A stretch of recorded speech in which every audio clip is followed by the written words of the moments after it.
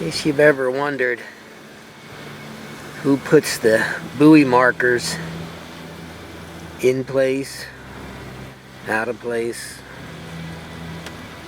seasonally on the intercoastal waterway, that's the vessel, one of the vessels. It looks like they got some markers on there right now.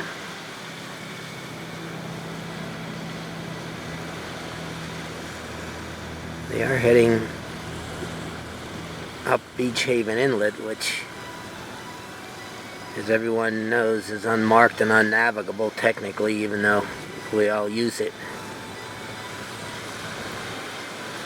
I wouldn't be surprised if this vessel's visit had something to do with the problem down at 107.